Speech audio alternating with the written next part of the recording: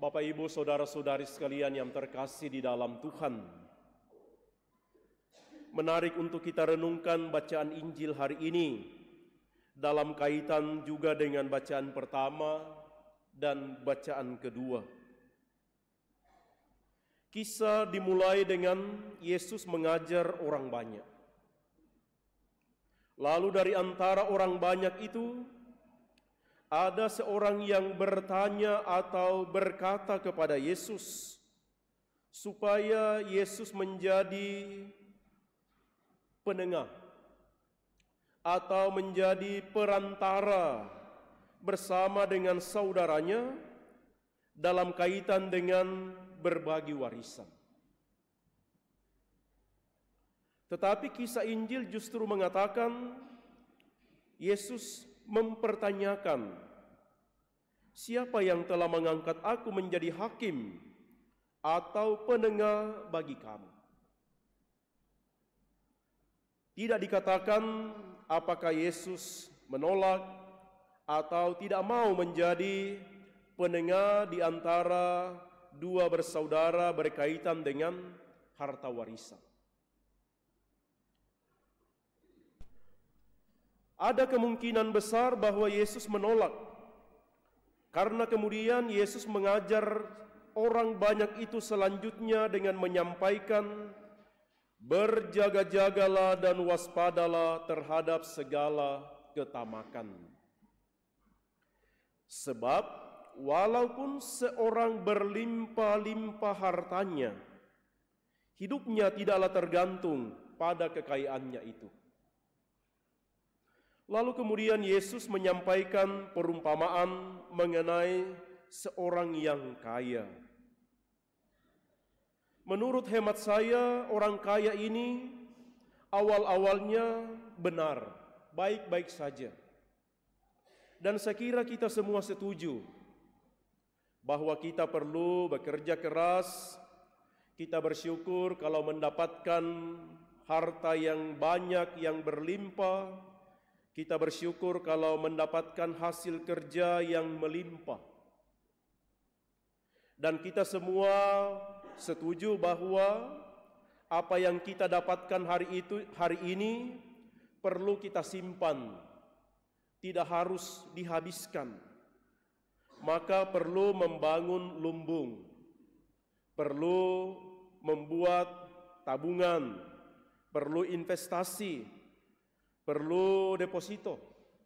Berjaga-jaga, siapa tahu besok lusa ada kebutuhan mendadak, kita sakit, ada orang yang membutuhkan, atau kemudian kita tidak kuat lagi bekerja, kita mempunyai cadangan, mempunyai tabungan. Dalam bagian ini kita setuju dan kita semua mendukung. Bahkan saya yakinkan Tuhan juga setuju bahwa kita bekerja dengan keras, menyimpan tabungan, membuat tabungan, menyimpan untuk masa depan. Itu benar-benar saja. Menjadi persoalan Bapak Ibu saudara-saudari, ketika orang kaya tadi itu mulai menganggap, mulai berkata, jiwaku, engkau memiliki banyak barang, tertimbun untuk bertahun-tahun lamanya. Beristirahatlah, makanlah, minumlah, dan bersenang-senanglah. Orang kaya itu mulai menilai bahwa semua yang dia kumpulkan itulah yang utama. Bahkan dia menganggap jiwanya itu diatur oleh jumlah harta barang yang ia kumpulkan. Bahkan ia menganggap itulah yang akan menjaga supaya jiwanya tetap ada. Di sanalah ia mulai salah. Dan karena itu Yesus memberi pesan, berjaga-jagalah dan waspadalah. Karena kemudian dilanjutkan, hai orang bodoh, pada malam ini juga jiwamu akan diambil dari dirimu, dan bagi siapakah nanti apa yang telah engkau sediakan itu? Yesus mengajak kita, Bapak, Ibu, Saudara-saudari, benar kita membutuhkan harta duniawi selama kita hidup di dunia ini.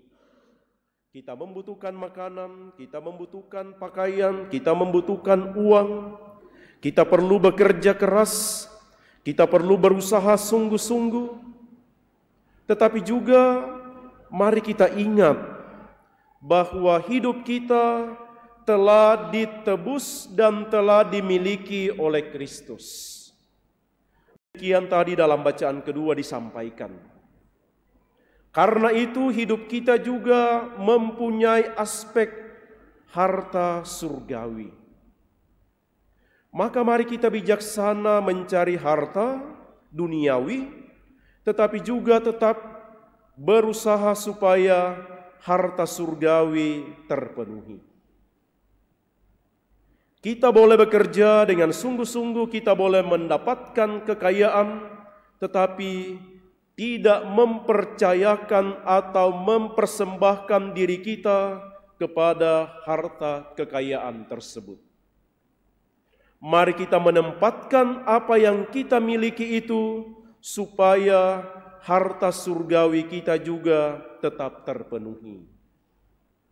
Bahasa yang umum adalah kita menerima banyak berkat, kita menerima banyak karunia, bukan untuk kita kumpulkan sendiri, tetapi mari membagi juga harta, karunia, rahmat yang kita miliki itu untuk sesama.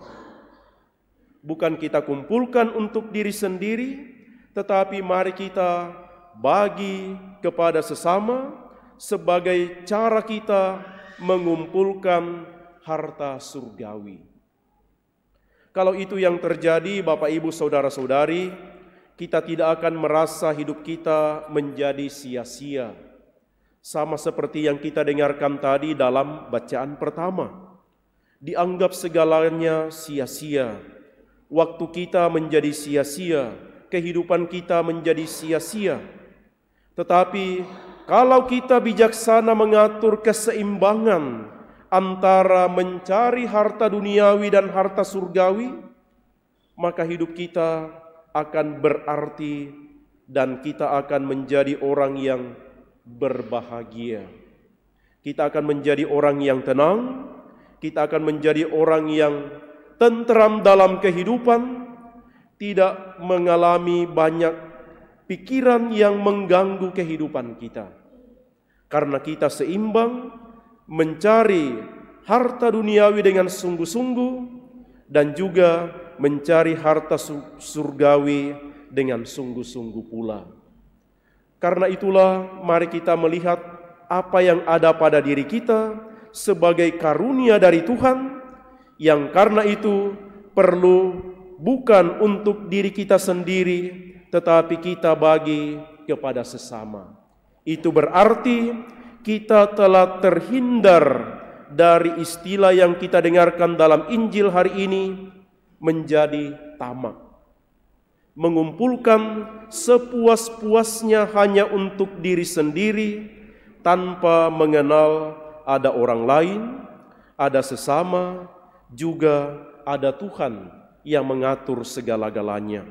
Mari kita mohon dalam perayaan Ekaristi ini, semoga kita menjadi orang yang bijaksana, pandai mengatur supaya hidup kita seimbang antara harta duniawi dan harta surgawi. Semoga demikian.